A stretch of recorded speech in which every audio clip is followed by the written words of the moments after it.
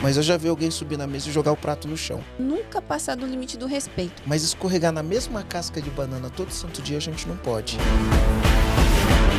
Está começando mais um podcast Empresa Autogerenciável. Podcast que vai levar você, dono ou dona de pequena e uma média empresa, a eliminar o caos na sua empresa através de uma equipe autogerenciável. Antes de começar, eu quero convidar você a visitar o nosso site em www.eag.com.br. E o meu nome é Rogério Valentim. E o meu é Gisele Paula. E eu sou Marcelo Germano. Que legal! Hoje a gente está aqui com a Gisele Paula, uma das maiores referências em sucesso do cliente e experiência de sucesso do cliente e experiência do cliente do Brasil. Você já vai entender qual é a diferença entre os dois e como eles impactam nas vendas e na receita da sua empresa. Então, comandante, se você ainda não pegou papel e caneta, pega lá papel e caneta que eu vou apresentar melhor aqui essa nossa convidada especial, mas você tem que estar preparado para participar aqui desse podcast. A Gisele foi uma das fundadoras do Reclame Aqui, uma cofundadora do Reclame Aqui e recentemente, aí sim, fundou o Instituto Cliente Feliz. E falando em currículo, ela está entre as 100 empreendedoras de maior impacto na América Latina. Mas a gente quer que você conte sua história aqui para nós, Gisele. Então, por favor, antes de chamar a Gisele, eu vou chamar o Marcelo para o Marcelo explicar por que a gente chamou a Gisele para vir aqui, né? O próprio currículo já diz, mas eu quero que você explique para nós. Legal. Olha só, né? Se tem uma coisa que eu gosto do nosso trabalho é que a gente tem a oportunidade de conhecer muita gente incrível, né? Fazendo o que a gente faz. E eu recebi uma mensagem. A Gisele mandou uma mensagem para mim no direct do Instagram e ela colocou assim, olha, eu recebi aqui um post teu, adorei teu conteúdo, né? E aí eu peguei, olhei, fui olhar no perfil dela e eu vi lá, cofundadora do Reclame Aqui, Instituto Cliente Feliz. Aí eu falei, cliente feliz é uma coisa que eu gosto, né? Eu sempre pergunto pros comandantes, e aí, comandante, tá feliz? E eu sempre falei que felicidade dá lucro. E ela escreveu o livro Cliente Feliz dá Lucro, né? Então juntou tudo numa coisa só. Meu, se né? o comandante feliz dá lucro, imagina o cliente. Imagina o cliente feliz. Imagina, se o funcionário feliz dá lucro, o comandante feliz dá lucro e o cliente feliz dá lucro, né? Não tem como... Soma tudo. Não tem como não ter prosperidade nesse mundo, né? E aí, por ser uma das cofundadoras do Reclame Aqui, tem um ponto sensível aqui que a gente precisa entender, deve ter bastante experiência, até tem uma propaganda célebre do Reclame Aqui que ele fez com os atendentes no Jantar da Vingança. Queria saber um pouquinho disso daí também. Queria esclarecer qualquer dúvida sobre isso, mas o foco da gente é falar, como que a gente faz para o cliente ficar feliz, né? O que a gente tem que ter no time, na equipe, como a gente prepara o time, como a gente prepara a mentalidade da nossa empresa, dos nossos funcionários, dos nossos comandantes, para no final do dia a gente ter um cliente feliz. Eu acho que tem que ser centrado no cliente mesmo. Eu gosto de falar que o nosso processo é cliente ponta a ponta, começa pelo cliente, termina com o cliente. Então, eu acho que, nossa, dá para tirar bastante caldo aqui desse suco e vamos lá, né? Talvez a gente vai estourar o recorde de tempo do podcast. E aí os comandantes vão reclamar no Reclame Aqui, hein? Que eles reclamem pra nós aqui, né? Pois é. Não vai no Reclame Aqui. Não, reclama pra gente. Mas, Gisele, antes da gente começar, de fato, aqui nosso bate-papo, eu gostaria que você se apresentasse do jeito que você gosta de se apresentar, para que os comandantes te conheçam. Legal. Primeiro, obrigada, Rô, pelo convite, pela oportunidade de estar aqui. Marcelo, tô tentando imaginar, Marcelo, qual foi a sua sensação na hora que você viu lá, Reclame Aqui, lá, peraí, né? Agora é a minha hora de se vingar do Reclame Aqui. A gente já teve, né, bastante problema com o Reclame Aqui na Luma Despachante, mas para mim eu vi como uma oportunidade. Eu falei, aqui tem muito conhecimento, né? É isso, né? Da reclamação vem a oportunidade. Bom, então, assim, eu sou uma eterna apaixonada por clientes.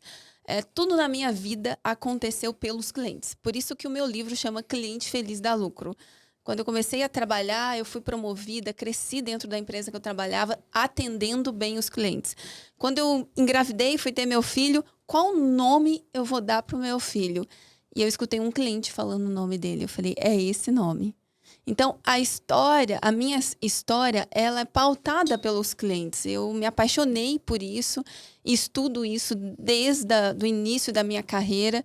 São mais de 25 anos trabalhando com experiência do cliente, quando experiência não se chamava nem experiência, né? Que esse termo ele começou a ser usado no mercado mais recentemente. Era pós-venda que usava antes? Pós-vendas e marketing de relacionamento. Não sei se você lembra desse termo. É um pouquinho mais novo ainda o marketing de relacionamento, e né? Antes do pós-venda. Antes era o pós-venda. Depois veio o marketing de relacionamento, veio o CRM. Depois que as coisas começaram a chegar aqui no Brasil, né? Tanto para a experiência do cliente como para sucesso do cliente. Depois larguei a minha trajetória executiva dentro de uma empresa para empreender com o Reclame Aqui. Foi um meu grande aprendizado de vida, né? A maior escola de aprendizado é você lidar com reclamações todos os dias. E você entender o que está por trás dessas reclamações, gerenciando uma nova mentalidade, né? Que foi isso que nós tivemos que fazer com as empresas, mudar a cultura das companhias. E depois vem o lance do cliente feliz, né? Como uma oportunidade de fazer a experiência acontecer de ponta a ponta e não só no momento que o cliente reclama. A gente cuidando do cliente, desde quando ele pensa em comprar de uma empresa, a gente garante o sucesso dele e o sucesso das empresas também. Então, é um pouco dessa, resumidamente, aí, um pouco da minha trajetória. Que legal. Deixa eu falar uma coisa aqui que você falou e eu lembrei. Ó. Às vezes a gente esquece de passagens importantes da nossa vida, né? Eu fiz uma pós-graduação na FIA-USP de seguros e previdência. E no nosso TCC, a gente fez uma pesquisa.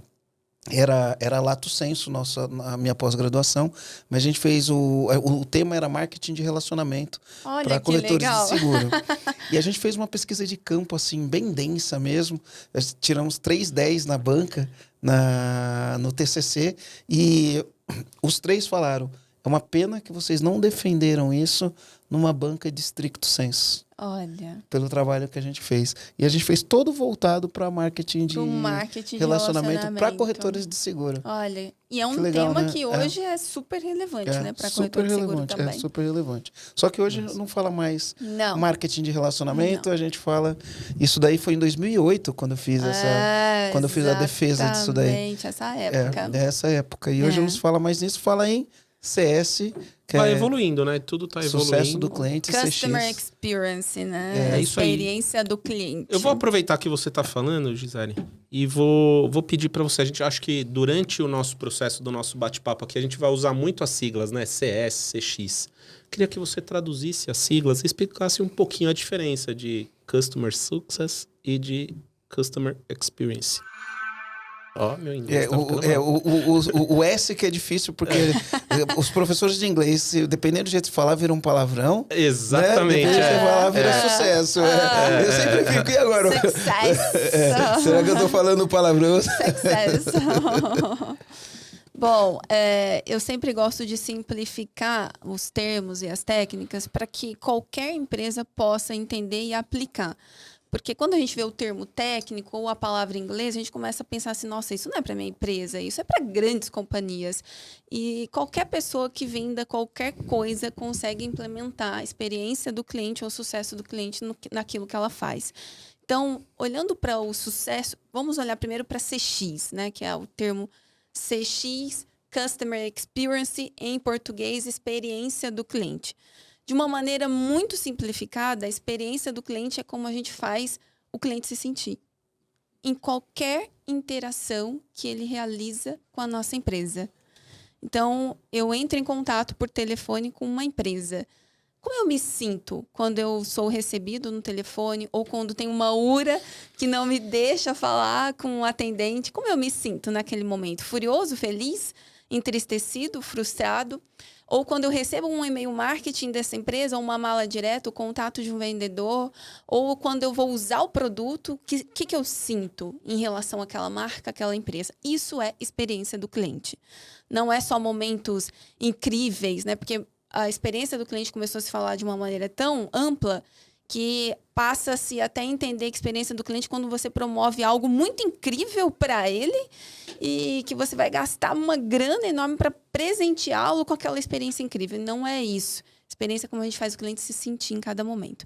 E quando nós vamos para o sucesso do cliente, que é o CS, ou Customer Success, é como nós ajudamos os nossos clientes a terem sucesso. É mais pragmático, é mais focado em ajudar o cliente a ter sucesso, ter êxito naquilo que ele comprou da gente. Então, eu comprei um celular. Se eu quero que... se eu sou a empresa que estou vendendo um celular e eu quero que o meu cliente tenha sucesso, eu vou ensiná-lo a usar o celular da maneira correta, para que ele tenha êxito no uso do celular. Ou um serviço, ou um aplicativo, ou é um software, qualquer coisa que a gente venda, eu vendo batom. Eu posso fazer um tutorial para as minhas clientes e ensiná-las a como fazer a aplicação do batom sem borrar na primeira, né, todo certinho na boca. Então, isso é ajudar o cliente a ter êxito. Tem gente que me pergunta assim, o que vem primeiro, CX ou CS? Né? A experiência ou o sucesso? Então, a experiência é o guarda-chuva e o sucesso do cliente é um pilar dentro desse guarda-chuva. Boa. Muito bom. Boa. Ó, sabe que a gente... Uma das coisas, né? Então, a gente pode até falar um pouquinho de marca. Quando a gente fala de cultura, dentro do nosso contexto, a gente sempre trabalha com pilares. E um dos nossos pilares é a cultura. E aí, na cultura, a gente tem uma fórmula lá para desenvolver a cultura. E a primeira letra da fórmula é I, que é o campo das ideias. E no campo das ideias, a gente vem a visão do negócio. E eu falo que a gente tem, sei lá, pelo menos umas 10 perguntas para ser respondida pelo dono da empresa. E eu falo, eu tenho as 2 perguntas que são mais estratégicas. Né? De uma série de perguntas, eu tenho 2 perguntas que são estratégicas. Então, a primeira pergunta que é estratégica, eu falo onde essa empresa quer chegar. Essa é a primeira pergunta. Onde essa empresa quer chegar? Ela quer ser uma empresa global, nacional, a maior do estado, a maior da cidade, a melhor da cidade? Onde essa empresa quer chegar? Qual que é o destino dela? E aí eu falo que a segunda pergunta estratégica é o que eu quero que o meu cliente pense, fale ou sinta toda vez que tiver contato com o meu produto, com minha marca, com o meu serviço. Porque é isso que vai criar a tua cultura de atendimento ao cliente. E isso é a cultura da experiência. Né? Como eu quero que o meu cliente se sente... Eu estou começando a traçar como eu vou gerar experiência para ele. Você quer saber o que eu quero que o meu cliente fale? Toda vez que falarem da marca IAG, a minha empresa é uma antes e outra depois do IAG. Nossa, essa é a palavra que a gente tem. Sensacional. Essa tá na ponta da língua. Sensacional, muito bom. Minha empresa é uma antes e outra depois do IAG. Muito bom. Sabe o que me vem na cabeça agora, né? A gente, falando das siglas, a gente tem CS na nossa empresa, né? Então a gente tem um time de CS lá, uma área de CS. E muitas vezes... a gente conseguiu reverter um cliente que estava a ponto de desistir do processo porque o CS foi cirúrgico na interação com o cliente. E aí eu pensei em você falando, aí eu explico como que passa o batom, como que não erra e tal. E você fala, por que o cara vai comprar o batom? É exatamente isso que vai fazer a diferença. É exatamente isso que vai mudar o conceito que o cliente, como ele vê a sua marca. Por quê? A gente teve desistências, não porque o cara não gostava do produto, porque o cliente não achou que aquilo funcionaria para ele, não estava entendendo como funciona. Esse é um ponto. O nosso ponto de inflexão foi, quando ele entendeu como funciona, como ele entendeu aonde ia ser o ponto de ruptura, ele desistiu de desistir. E aí ele fica no processo, e eu acho que é isso que a gente tem que... Como que você vê isso? Olha, um dos grandes erros que as empresas cometem é em não investir na educação dos clientes. Porque elas entendem, passamos pela fase da atração, converti, ele comprou. Agora eu dou um curso online para ele poder entender como funciona o produto, ou eu dou aqui um manual para ele entender como funciona o produto. Mas aí está um grande engano, porque quanto mais eu ensino o meu cliente a usar o produto, mais leal e fiel ele se torna à nossa marca, à nossa empresa. Se eu não sei como usa o celular, chega uma nova oferta, eu falo assim, cara, por que eu estou pagando tão caro nesse celular? Eu vou pro outro, nem uso. Então, quanto mais eu sei, quanto mais eu entendo, eu começo a virar fã daquela marca, porque eu estou dominando aquele produto. Então, para a gente reverter um cliente, você falou da reversão, começa num bom onboarding. Se a gente começa o processo de um bom onboarding bem feito. A primeira impressão do cliente na hora que ele chega dentro de casa, como que é essa chegada dele, né? Se chega uma visita na sua casa, Marcelo, você prepara para receber aquela visita. Como que você faz o onboard? Explica como que é o onboard na tua casa, Marcelo. Explica o onboarding primeiro. Na minha casa, o onboarding? Não, explica o onboarding. Vamos traduzir o onboarding. O onboarding é o boas-vindas, né? A gente chama de integração. Né? Então, por exemplo, vai chegar um funcionário novo, a gente faz um onboarding desse funcionário. Né? Bem-vindo a bordo, vou te explicar aqui como funciona a nossa empresa. E aí você vai fazer a recepção, vai falar sobre a cultura, esse tipo de coisa. Em casa, né, aí vai depender muito de como que é aquela recepção. De quem é o convidado, né? Também tem aí a gente volta no negócio do objetivo. Vai depender da intimidade. Vai depender da intimidade. Então, se é uma pessoa que eu tenho muita intimidade, eu posso estar ali de chinelo, sem de casa. Isso, né? Com qualquer camiseta, com qualquer roupa. Mas se é uma pessoa que você não tem tanta intimidade, você já vai receber, primeiro que você já se prepara melhor para receber aquela pessoa, né? Então, vai ter sempre aquele negócio, né? Abre a porta, as boas-vindas, oferece uma água, esse é um ponto importante. Você abre a porta. Abre a porta. O primeiro contato visual da sua visita com você.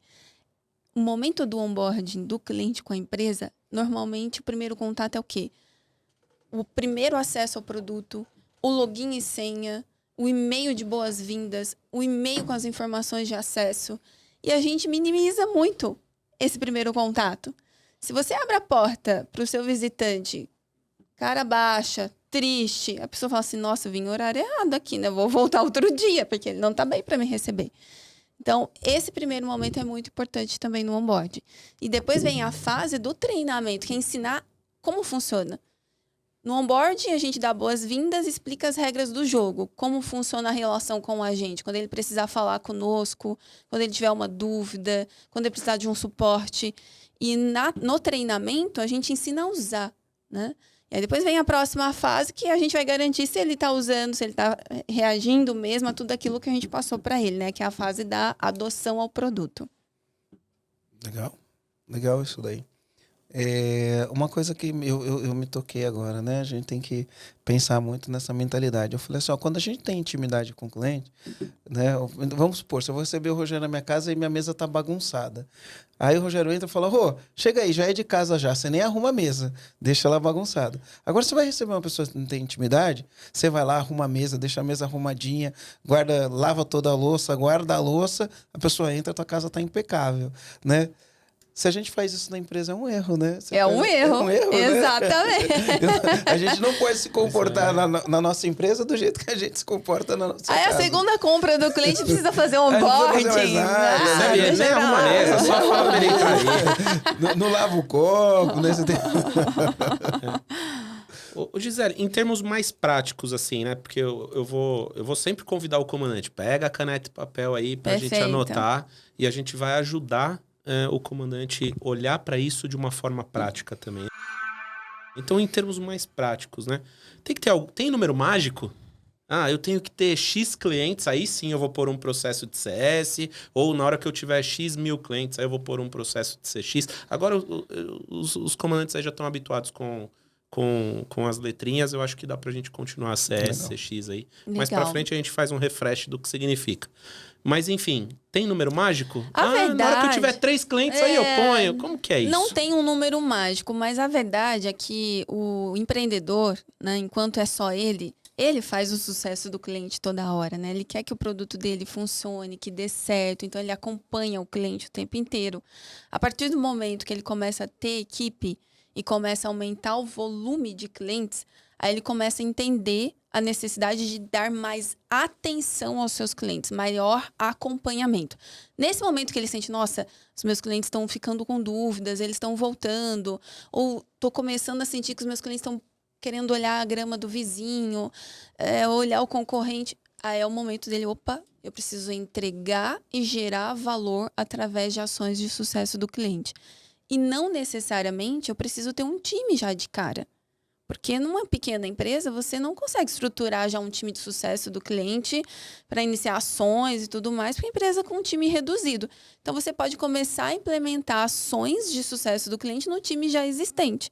É muito comum o sucesso do cliente começar dentro do atendimento, né? Não é o correto, mas é o comum acontecer. No próprio atendimento, a pessoa começa a fazer ações de sucesso do cliente.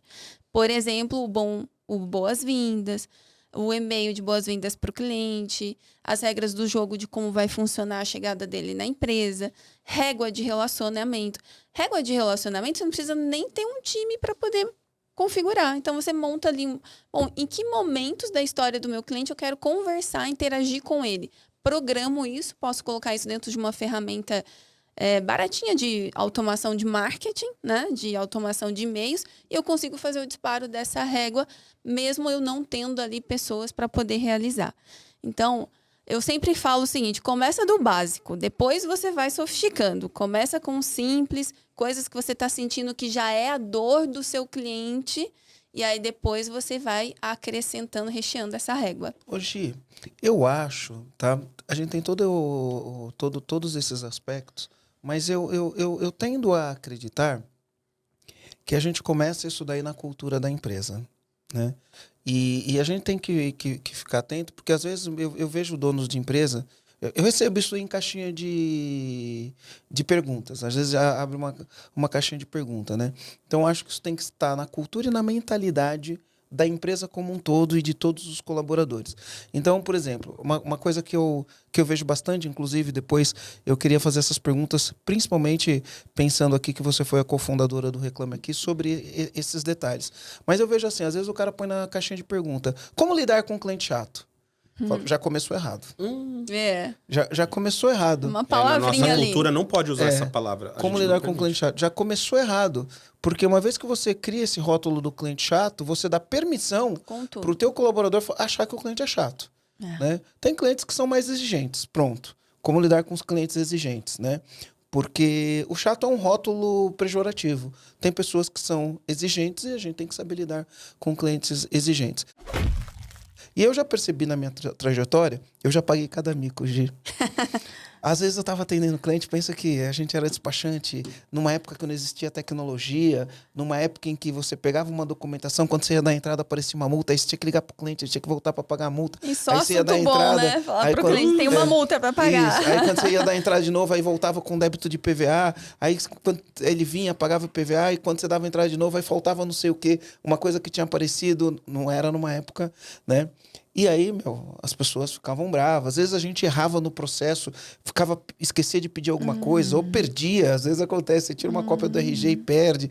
E aí, você chama o cliente chega lá, e o cliente é exigente, e ele reclama, e ele fala, e não sei o quê. E aí você tá ali, né? E pum, aí beleza. Aí o cliente vai embora. Era um balcão sabe? O escritório, quando eu comecei a trabalhar, era um balcãozinho assim na esquina, né? A pessoa entrava. E aí, lá no negócio, a gente tinha a parte do balcão e tinha a nossa parte interna, que era o nosso back-office, onde a gente trabalhava. Só que tinha uma porta, né? E a porta ali, às vezes, ficava aberta. E às vezes fechada. Quantas vezes não aconteceu depois de um suador que você toma do cliente exigente, né? Aí o cliente vai embora, aí não tem ninguém, só tem aquele cliente vai embora, aí você vira pro outro funcionário e fala assim, caramba, esse daí é chato. E aí fala até um palavrão, né? E aí quando você olha, o cliente voltou. Ele saiu e voltou. E aí, quando você olha pro cliente, o cliente tá lá. Né? Então, esse é um aprendizado que a gente tem que ter, né? Porque quando a gente se permite a fazer isso, a gente se permite escorregar. E a gente permite que o nosso colaborador fale isso. Para mim, o que você está falando é sobre cultura mesmo, né? Então, a cultura do cliente é o que acontece de cima para baixo e de dentro para fora de uma empresa. Se o CEO, ele não acredita na experiência do cliente, ele não acredita que o cliente é o principal ativo da companhia dele, que sem cliente ele não sobrevive, e ele não passa isso através dos valores para a empresa, não adianta você montar time de sucesso do cliente, nem de CX, nem de nada, porque isso não se sustenta. Então, a figura principal da empresa, ela é o exemplo. E ela dita o comportamento das pessoas pelo exemplo dela. Então, se ele não atende o cliente, ele fala assim, não, fala para o cliente voltar depois que eu estou ocupado. E não tá? O que ele acabou de dizer para as pessoas? Que elas podem fazer isso também. Pode atender mal o cliente, que não tem problema nenhum. Eu gosto muito de usar o exemplo da Luiz Helena Trajano, né? Que, inclusive, ela fez o prefácio do meu livro, porque ela vai lá na loja e ela entrega a geladeira para o cliente. Para quê? Para que a Luísa faz isso? Para que ela entrega a panela de pressão para o cliente na loja? Porque a partir do momento que ela faz isso, ela passa uma mensagem para o time dela, que são os milhares de colaboradores. Olha, se eu faço, vocês também têm que fazer. Se chegar um gerente de uma loja que não queira atender um cliente, não tem como. Ele nem fica. Porque ele sabe que a cultura que está ali enraizada é aquela de servir o cliente. Então, o primeiro passo, de fato, é olhar para a cultura. Como eu represento, como comandante da minha empresa, o cliente dentro da minha companhia. Isso é importante porque, ó, às vezes você vai numa empresa... Já aconteceu isso aqui, e eu acho que não é uma questão só Brasil, não. Já vi isso fora do Brasil também, né? Dá vontade de você pedir desculpa por querer comprar na empresa, né? Você entra na empresa, você quer comprar, você se esforça para comprar e o cara se esforça para não te vender. Aí dá vontade de falar, cara, desculpa, meu, você tá aí entretido com outra coisa, eu vim aqui comprar e te atrapalhar. Não, porque às vezes é um ponto cego que muitos empresários não vê, né? Às vezes é um ponto cego, então isso é bastante importante. E aí, esse ponto cego, como é que a gente mitiga esse ponto cego, né? Porque o empresário, às vezes, está lá no administrativo, cuidando das questões mais burocráticas da empresa e tem um time na linha de frente. Como que ele consegue estar mais próximo do feedback do cliente? Através de métodos que coletam o feedback desse cliente. Então, pesquisas de satisfação, pesquisas para medir grau de lealdade do cliente, que é a pesquisa de NPS. Né? NPS é Net Promoter Score. Esse indicador, que é muito usado hoje nas empresas, ele mede o quão feliz o cliente está com a experiência que ele está recebendo. E que traduz em lealdade. Se ele está mais feliz, ele é mais leal. Né? Então, uma notinha lá de 0 a 10. Mas o mais importante não é nem a nota, é o que ele comenta nas avaliações. Então, você pode colocar ali, eu não tenho sistema, não tenho software, eu tenho uma lojinha, eu quero implementar o feedback do cliente. Eu coloco uma urnazinha com papel. Começo ali. Né? Ou depois eu mando um link no WhatsApp do cliente, que agora com o WhatsApp fica tudo mais simples. Mando o link para ele no WhatsApp para ele fazer a avaliação de como foi o último atendimento. E aí eu começo a estar mais próximo de como os clientes se sentem. E o importante nesse processo é não coletar só de quem comprou. De quem não comprou também. De quem não comprou também. Porque o caso que você acabou de citar, se a gente estivesse medindo só de quem comprou, eu não apareceria. Exatamente, entende? E os clientes difíceis, de fato, os clientes difíceis, eu acho que tem uma conversa para a gente ter sobre eles, mas a gente precisa treinar o time de como atender esses clientes, mantendo o respeito, mantendo a gentileza, mas sabendo a hora de dizer o não e dizer o basta.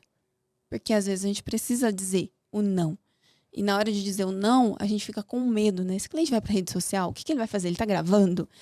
O que eu faço? Dependendo do serviço, você tem que ter uma gestão de emoção do time. Eu vou dar alguns exemplos, porque a gente sofreu bastante com isso. No nosso, eu falo que o nosso caminho de aprendizagem, foi o campo de batalha. Olha, mesmo. A gente tem muita, é o melhor lugar, né? A gente tem muita coisa que na escola não ensina. A gente só sabe quando a gente vive isso aqui de verdade. Eu me lembro, eu vou falar aqui de um arroz com feijão, tá? É arroz com feijão. Eu aprendi isso desde o começo, que é um cliente satisfeito. Antigamente era assim, um cliente satisfeito, ele vai falar no máximo para 3 pessoas. Existia um número mágico, né? Um cliente insatisfeito, ele fala para 15. Então era uma proporção de 5 para 1. Um cara que saiu insatisfeito vai falar mal para 5 pessoas, porque vira o assunto, as pessoas gostam. Pô, eu fui no lugar hoje, me atenderam mal. O pessoal gosta de tragédia, ele repete isso para um monte de gente, né? E um cliente satisfeito, no máximo, ele vai falar para 3 pessoas, vai falar, cara, fui lá no lugar, que atendimento incrível, né? Ele fala muito, muito menos. E isso numa época em que não existia internet. E hoje a gente está na época do review. Então, você quer ir para um hotel, você vai entrar ali ou no Booking.com, ou no TripAdvisor, ou no Google, e você vai ver as estrelinhas. E assim, Numa nota de 5, por exemplo, Google Meu Negócio, se a nota é 5 e você entra lá, vê 4.5, 4.5 de 5, se fosse na escola, parabéns, meu filho. Parabéns, mas você fala, Mas quando você olha na internet e vê um 4.5, você fala... Não são 5 estrelas, né? É 4,5. Então, você vai no iFood, a você olha a nota... é braba, né? Tem bastante gente que vai ter nota 5 lá, você tem que ficar ligado nisso. Tem poucos, mas assim, qual que é o meu parâmetro, por exemplo? O cara, 4, você tirar 8 numa prova que vale 10, parabéns, meu filho, foi bem na prova. Num review, a nota 4 de 5 do Google Meu Negócio, eu já penso 2 vezes antes de ir na empresa. Então, a importância da gente olhar para isso, porque eu gosto de falar, né? Uma vez eu fui num restaurante, a gente foi mal atendido. Chegou uma hora que o meu amigo que estava comigo, ele subiu na mesa e jogou o prato no chão. Meu Deus, que situação. E aí eu falo assim, eu nunca vi ninguém subir na mesa e falar, gente, o atendimento aqui tá incrível, vamos bater palma. Isso eu nunca vi. Mas eu já vi alguém subir na mesa e jogar o prato no chão. Eu já vi isso acontecer, né? Eu acredito que a internet, ela amplifica isso. Ela amplifica. Então, cara, o cara foi mal atendido, ele vai entrar lá e vai descascar mesmo. E se ele for bem atendido, talvez ele entre e dê uma nota 5 estrelas, talvez. Mas as chances são menores, né, de que ele vai entrar para elogiar, né? Se você tiver uma ação para que o cara faça indicação, igual uma vez eu fui para um hotel, o cara me atendeu super bem e ele falou, você pode entrar lá no TripAdvisor, né, dar uma nota e falar que foi o fulano que te atendeu? Aí a gente vai, porque foi bem atendido, e aí teve um pedido para fazer isso. Inclusive, é recomendado que faça isso, não é? Porque assim, você tem todo um trabalho para lidar com um caso difícil. Você resolve o problema do cliente. Na hora que ele tem o problema dele resolvido, você tem uma, vamos dizer, entre aspas, uma moeda de troca com ele. Então, resolvi seu problema. Tá feliz? Tá feliz. Então, você não esquece de fazer a avaliação do meu atendimento, porque é muito importante para a gente poder evoluir, tá sempre melhorando o nosso serviço, etc, etc. E é sempre trazer para a primeira pessoa, que é meu atendimento. Porque nenhum de nós aqui quer entrar em algum site para avaliar a empresa X. Eu tenho mais tantas outras coisas para fazer, eu não quero priorizar isso na minha vida. Mas quando o Marcelo fala para mim assim, ô Gisele, você não pode ir lá avaliar o meu atendimento? Porque é muito importante para minha avaliação aqui. É diferente. Aí é uma relação com o Marcelo. E aí o cliente fica nesse débito de devolver para o Marcelo aquilo que ele fez. Então, isso funciona muito bem. E você falou do caso do restaurante, fiquei imaginando aqui a cena, né? Foi pior do que o jantar da vingança. Foi pior que o jantar. Foi pior. Vamos contar do jantar da vingança aqui. Vamos chegar lá. Vamos chegar lá. Mas o que acontece? Tecnicamente, é importante a gente falar isso para os nossos comandantes.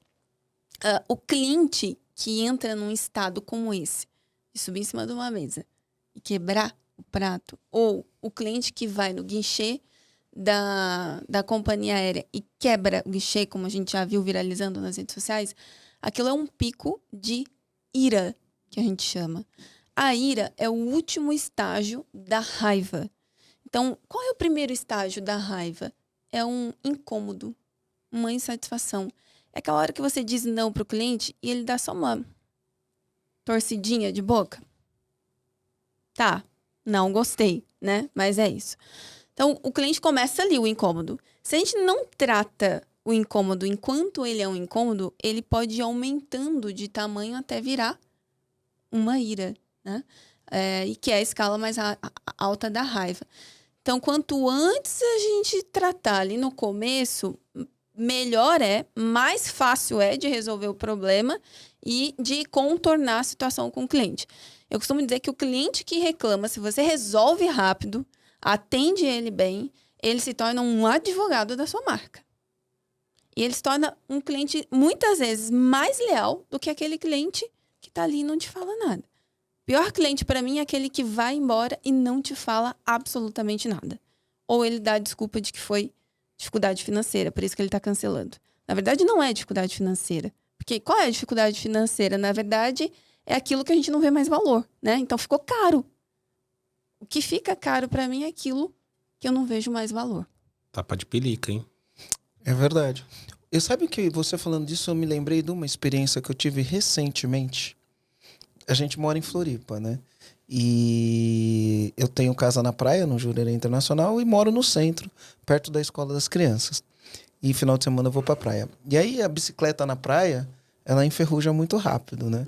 Então eu trouxe da praia pro centro e fui levar na bicicletaria. Eu comprei já nessa bicicletaria umas 6, 7 bicicletas nessa bicicletaria. Né? Então eu sou um cliente que já comprou isso. Já comprei umas 6, 7 bicicletas lá. E fui levar lá para fazer a revisão da minha bicicleta, da bicicleta das crianças.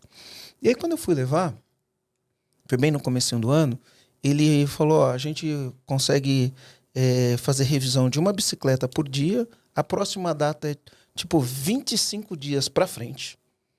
Que era a próxima data, 25 dias para frente. E a gente arruma uma bicicleta por dia. Eu deixei 3. Beleza. Vou deixar a bicicleta. Pleno verão, você quer andar de bicicleta, né? Vou deixar a bicicleta. Aí esperei. Aí quando chegou no dia, de manhã, né? E de manhã minha agenda é normalmente assim. Eu tenho reunião de manhã, eu não olho o celular. Eu não respondo o celular, né? Eu sou o cliente. Ele precisa se colocar no lugar do cliente. De manhã ele manda um negócio assim. O orçamento da sua bicicleta ficou tanto. Né? Tá autorizado? Eu fui ver isso meio-dia e pouco. Aí falei, tá autorizado. Hoje não dá mais tempo de fazer. Agora só dia tal. Aí eu falei, olha só, eu deixei 4 bicicletas. Uma, não sei se ia ter jeito, né? Não teve jeito mesmo, né? Eu deixei 4 bicicletas. Faz o seguinte, me passa o orçamento das 4 e aí amanhã e depois se arruma todas as bicicletas que eu mandar arrumar.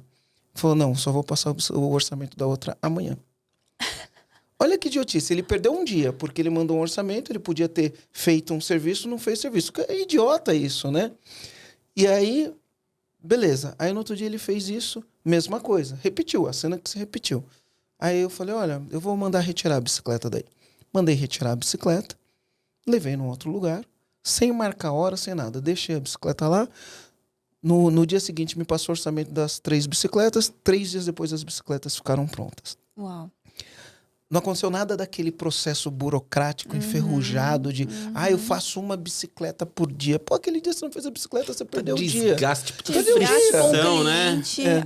Por que ele não me ligou? Porque já que a bicicleta tá lá, 4 dias antes ele não me ligou e deu o orçamento das 4 bicicletas de uma vez. Esforço pra ele e pra você, né? No caso. E aí, pô, que coisa, que processo sem sentido. Beleza. Tirei, arrumei meu problema. Aí eu falei, quer saber?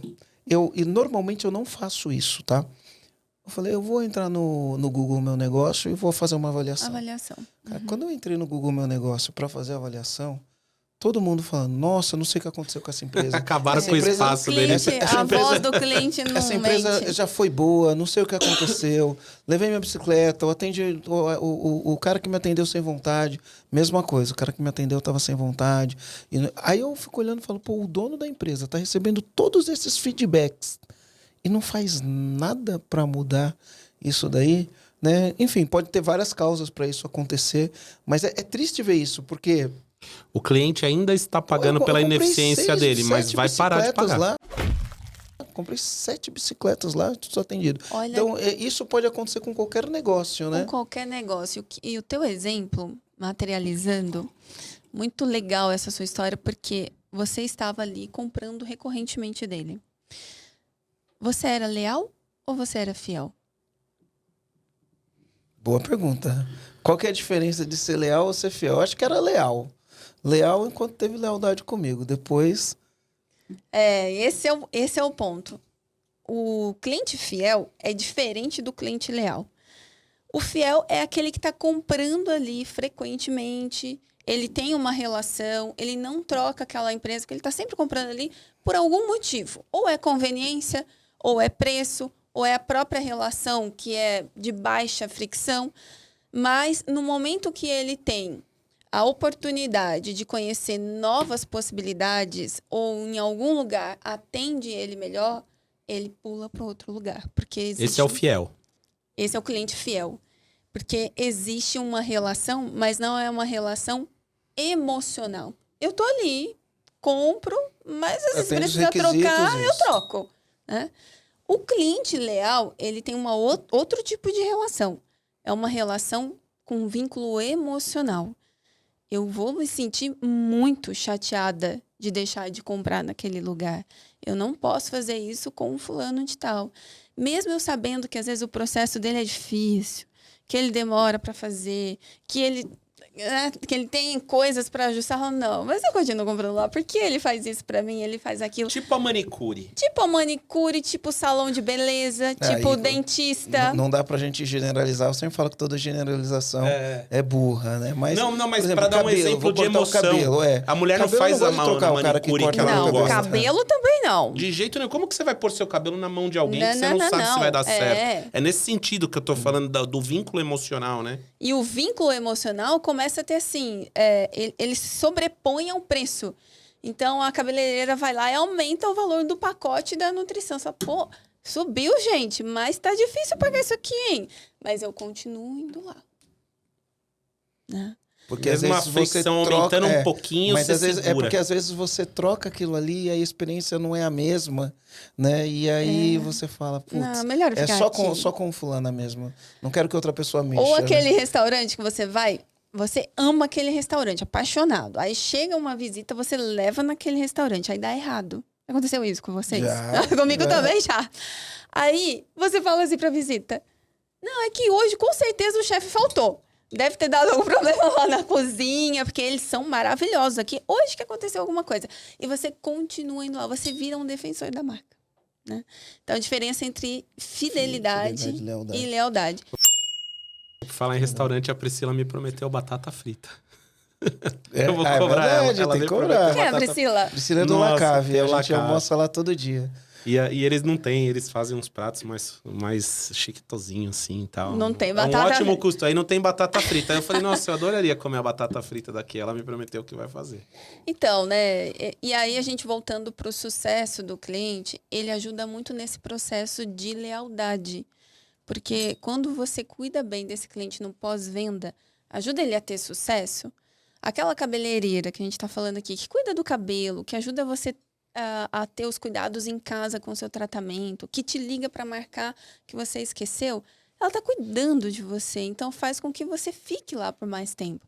Então, as estratégias, as iniciativas de sucesso do cliente no onboarding, um bom onboarding, um acompanhamento, o cuidado com esse cliente ajuda para que, né, contribui para que esse cliente se torne mais leal à empresa. Legal. Na tua experiência com o Reclame Aqui, né? Então, a gente, quando a gente começou a fazer o serviço que a gente faz hoje, era um serviço que era uma novidade. A gente tinha feito um business plan, mas você sabe que nenhum plano sobreviveu ao campo de batalha. Quando o trabalho começou, a gente teve um tempo de aprendizagem a fazer aquele serviço, né? Então, a gente teve bastante reclamação no Reclame Aqui, né? Muitas reclamações fundadas, mas ao longo do tempo a gente começou a ter reclamações que eram infundadas. Então, por exemplo, a gente tinha um cliente que ele estava 100% errado, inclusive, para mim, quando eu leio a reclamação, eu falo, cara, o cara está 100% errado, ele escreveu que ele está 100% errado e está xingando minha marca. Né? Eu tive bastante isso durante um período, né? Me explica ali, como que funciona essa... Às vezes, eu acho que o Reclame Aqui é uma excelente ferramenta, até antes da gente começar a gravar o podcast, você estava falando de algumas dicas que você deu, eu quero que você dê essas dicas aqui também para o comandante que está ouvindo, mas assim, eu imagino que muitos donos de empresa, porque ninguém acorda e fala, hoje eu vou atender mal meus clientes e vou falhar miseravelmente. Nenhum dono de empresa pensa dessa maneira, mas eventualmente eles falham, né?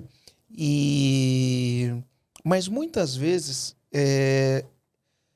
eu acho, pelo menos eu senti isso, né? Que o Reclame Aqui, às vezes, dá voz para quem não tem.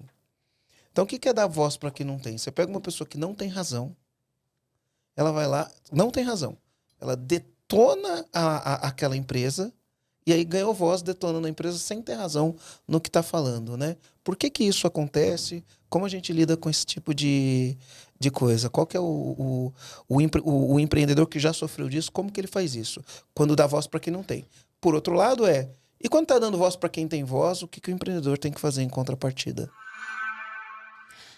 É difícil falar sobre não ter voz, porque o Reclame Aqui ele nasceu justamente no momento que o consumidor não tinha voz. Quando você tinha um problema e você não tinha onde reclamar. Só tinha o Procon e o Procon não tinha... Só tinha o Procon físico, né? E quando você tinha um problema, você tinha que ir lá, o Procon, pegar uma senha, e a pessoa desistia, porque demorava muito. E aí ela simplesmente desistia de reclamar por aquilo que ela estava tentando pleitear com a empresa. E eu também acredito que nenhum cliente acorda falando assim, hoje eu vou ferrar aquela empresa. Hoje eu vou. Não, nenhum de nós aqui, né, como clientes, fazemos isso. Existe uma parcela de clientes que representa em torno de 2%, que são clientes de má fé, literalmente. Esses clientes não devem fazer com que as regras de uma empresa sejam criadas para os 98%. Então, nós criamos regras para 98% de pessoas de boa fé para mitigar 2% das pessoas de má fé. Então, o que a gente pode entender disso?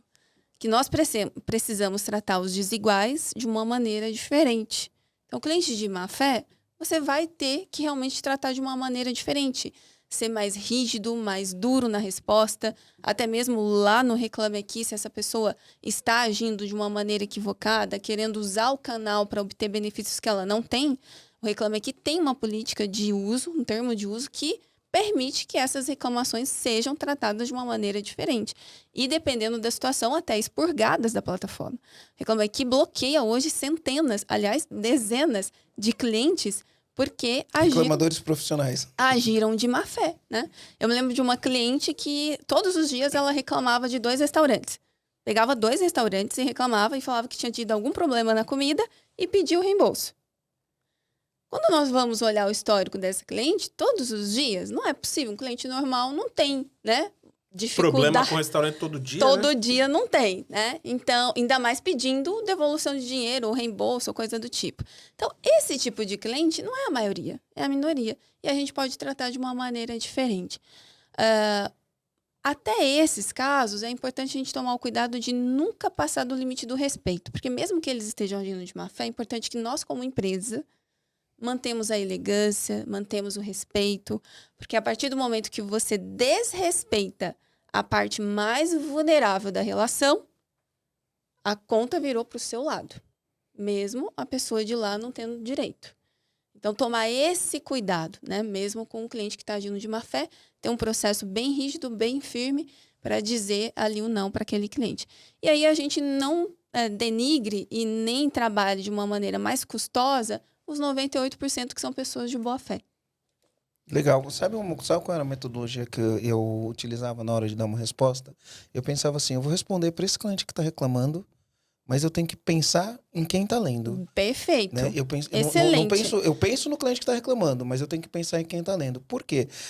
Dependendo do que você vende, você perde uma venda ou você perde muitas vendas, dependendo do jeito que tem a reclamação lá e do jeito que você responde. Porque aí quem está lendo, né, toma partido. Então, a maneira como você lida com esta reclamação, ela vai olhar, vai fazer o cliente pensar, isso que ele respondeu aqui faz sentido, né? Isso que ele respondeu faz sentido. E então eu sempre pensava na hora de responder, não só em quem eu estava respondendo, porque às vezes a gente leva pelo lado pessoal, eu vou responder para quem reclamou. Eu tenho que responder para todo mundo que vai ler aquilo. Hoje você tem que responder, né? Isso no Instituto a gente trabalha muito com as empresas no sentido de ajudá-las a como dar respostas que eu chamo de respostas mais encantadoras aos clientes. Como você usar as palavras certas no momento certo para se conectar com aquele cliente, mesmo no momento da reclamação. Então, eu vou dar um exemplo. Você vai responder uma reclamação. Se você começa a reclamação respondendo assim, prezado senhor, recebemos a sua reclamação e informamos que tal coisa, tal coisa, tal coisa. Já começa de um jeito duro, engessado, né? Prezado senhor. Você não chama uma pessoa próxima a você de prezado senhor. Então, se você quer trazer para uma relação mais afetuosa, mais acolhedora com o cliente, então você vai começar, olá Marcelo, puxa vida, que chato que isso aconteceu. Eu sinto muito que isso tenha ocorrido com você. Mas olha, eu tô aqui para te ajudar. Eu vou resolver o seu problema, eu garanto. E se eu não tenho solução, porque nem sempre a gente tem a solução para o cliente, eu vou falar assim, bom, eu vou verificar o seu caso, eu vou tratar a sua situação o mais rápido possível, o mais breve possível, com todo o cuidado que você merece. Não era isso que nós gostaríamos que você tivesse passado, né? Então, tem um caso que viralizou nas redes sociais porque chamou o cliente de prezado OA. Né? O cliente estava ali reclamando e mandou uma mensagem de padrão prezado OA. Isso a gente tem que cortar da nossa comunicação com o cliente, trazer uma linguagem mais afetuosa.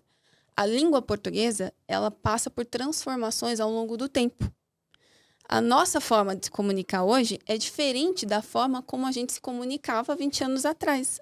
As palavras, inclusive, elas vão sendo atualizadas, né, no dicionário. E o que acontece na relação com o cliente, a gente usa palavras de 20 anos atrás. Prezado usava 20 anos atrás, não é, Marcelo? Verdade. Atenciosamente, usava 20 anos atrás. Não se usa mais atenciosamente, numa linguagem mais afetuosa para o cliente. Isso a gente ensina, né? E cria, inclusive, roteiros para os atendentes seguir, né? Não um script, mas uma referência para ele usar de vocabulário que ele deve e o que ele não deve utilizar na relação. Você falou da linguagem que a gente usava 20 anos atrás. Pensa que eu comecei num escritório despachante e era máquina de escrever. Então, quando eu tinha que fazer uma solicitação, e naquela época a gente não tinha modelos prontos, né? O fill the blank. Tinha que fazer, tinha que saber escrever, né? Aí você ia pedir uma solicitação, aí você colocava lá. Ilmo, senhor, doutor, diretor do Departamento Estadual de Trânsito. As pessoas nem sabem, né? Eu acho mais o que significa venham através dessa solicitar a vossa senhoria. Vossa Senhoria. Uma vez eu fiz um pedido, você lembra, né? Várias cartas assim.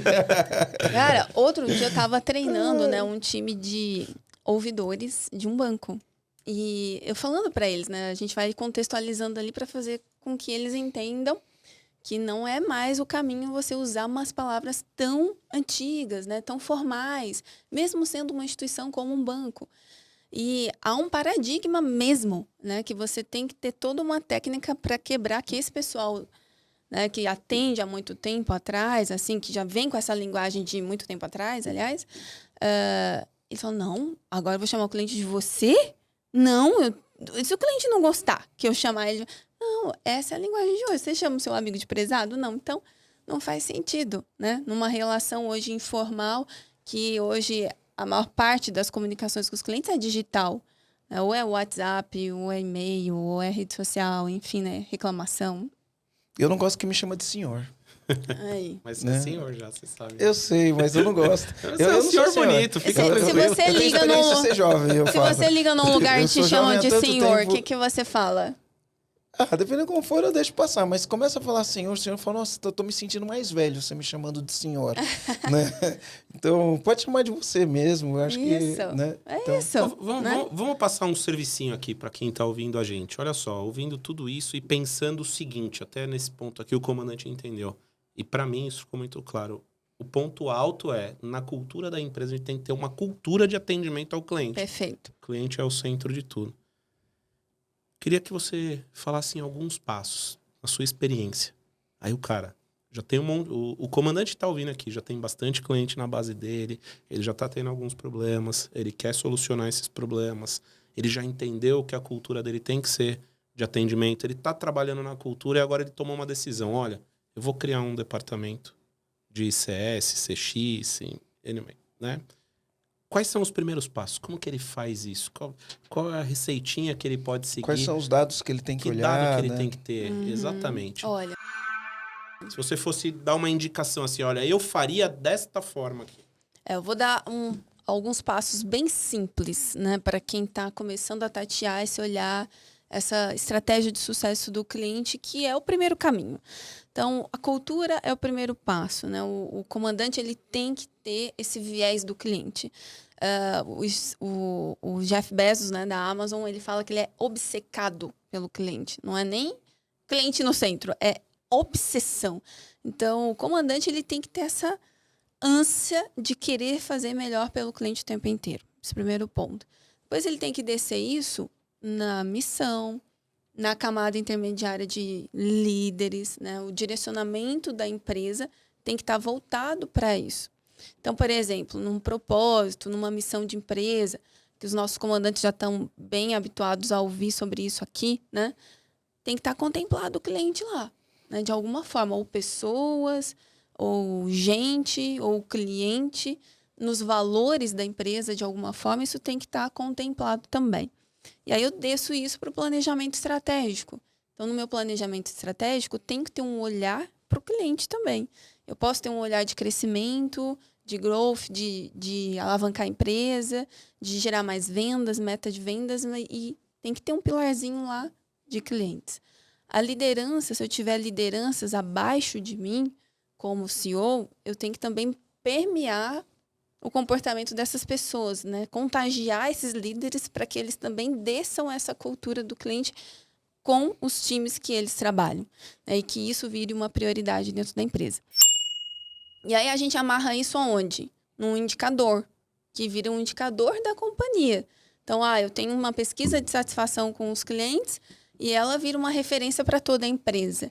Todos são considerados e avaliados pela voz do cliente. Então, se eu faço uma pesquisa de satisfação, o cliente fala de coisas que precisam ser melhoradas em produto, em vendas, em pós-venda, e eu compartilho e socializo isso com a empresa toda, né? Vira um indicador da empresa. Isso ajuda muito. E tem indicadores que você não precisa nem medir, né? O Google Meu Negócio dá um indicador, TripAdvisor dá indicador, Booking.com dá indicador, Airbnb dá indicador, iFood dá indicador.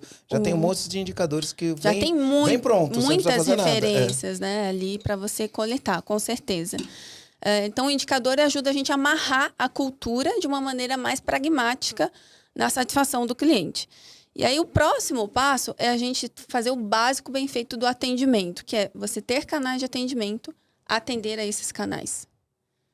Eu não posso pular para o sucesso do cliente antes dessa etapa de fazer o básico, que é ter canais de atendimento e atender. O cliente tem uma dúvida, ele consegue falar com alguém rapidamente e resolver o problema dele rapidamente. Isso é o que a gente chama de ter um atendimento eficiente, né, que resolve. E a gente está falando aqui do básico, mas vocês vão lembrar, todos nós aqui já passamos por uma experiência de atendimento que não resolveu, né? Então, para você ver, quando a gente começa a fazer só esse basiquinho, a gente já começa a se diferenciar. Se eu faço um atendimento que resolve, já me diferencia da concorrência. Fiz isso, garanti isso, aí eu começo a implementar ações que vão ajudar o meu cliente a ter sucesso. Qual é a principal dor que o meu cliente tem hoje com o meu produto? Toda vez que o meu cliente vai abrir a embalagem, ele entra em contato. Então, eu já sei que eu tenho que começar por aí. Melhorar a comunicação da embalagem, melhorar ou a embalagem, ou ensinar o meu cliente como abrir a embalagem. Então, eu começo pelas dores.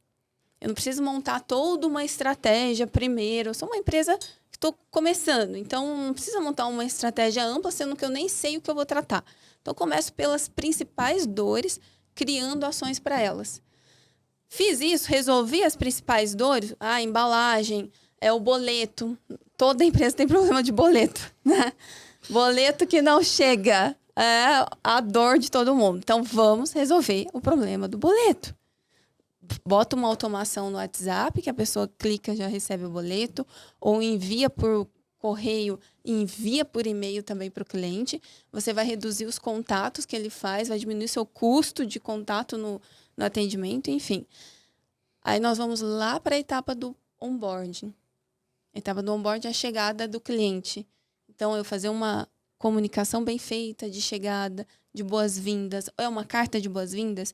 É um e-mail de boas-vindas? Nesse e-mail, como eu vou interagir com ele durante esse relacionamento? É por telefone? É por e-mail? É por chat? É no WhatsApp? Quais são esses canais? Vocês sabiam que 35% das pessoas que chegam no Reclame Aqui, elas chegam porque estão buscando na internet o telefone da empresa. Vai no Reclame Aqui procurar o número? Não, elas estão buscando no Google. Eu ia fazer essa pergunta. Reclama porque não achou o número. Elas vão falar assim, telefone da empresa X. Ela não tem. Ela cai numa reclamação do Reclame Aqui. Sabe que eu vejo isso muito, principalmente em empresas de tecnologia, tá? Não sei se isso é uma falha. Enfim, isso é por causa da escala. você entra no site, você fica procurando um jeito de contato. Aí quando ele tem um contato, você clica lá, ele vai... Não tem um contato. Não Exato. tem um contato. Aí Isso tem lá, horrível. você faz uma pergunta, ele cai para uma FAQ, né? Uma FAQ traduzindo do inglês para o português, perguntas e respostas, né? É perguntas feitas frequentemente. Aí cai lá, aquela pergunta não te respondeu e ele ainda faz a pergunta. Isso ficou satisfeito com essa resposta? Lógico que não.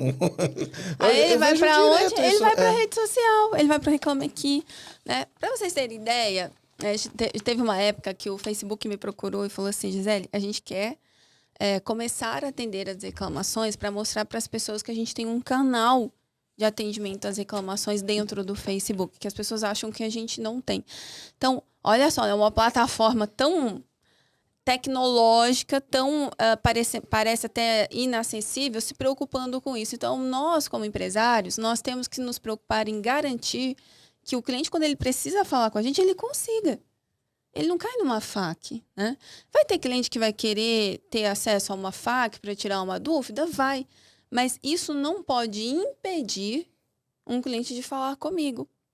Porque vai ter aquele que não vai querer a FAQ. É a mesma coisa da URA, né? A URA é aquele atendimento automático quando você liga. Tem pessoas que resolvem por ali, aperta lá e consegue o boleto, vê o saldo, ok. Mas quando você quer fazer uma reclamação, a URA não vai te entender. Então tem que ter essa opção de uma maneira mais fácil, mais fluida. Isso é o básico lá, né? Da estrutura do atendimento.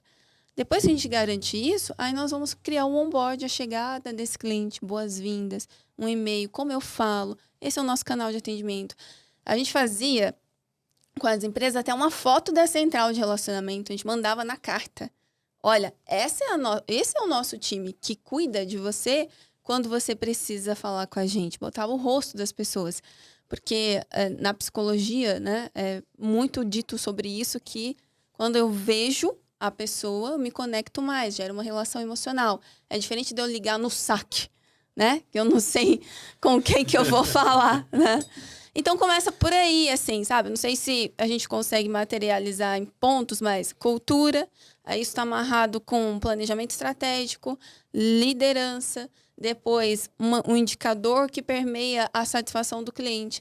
Aí eu garanto um bom atendimento, eu coloco lá alguns canais para atender o cliente e eu consigo atender esses clientes naquele canal. E aí depois eu vou para a primeira etapa do sucesso do cliente, que é o onboard bem feito. Legal. Ó, eu fiz algumas anotações aqui, Gi. Antes de você falar suas anotações, deixa eu puxar uma sardinha para você aqui. Puxa aí.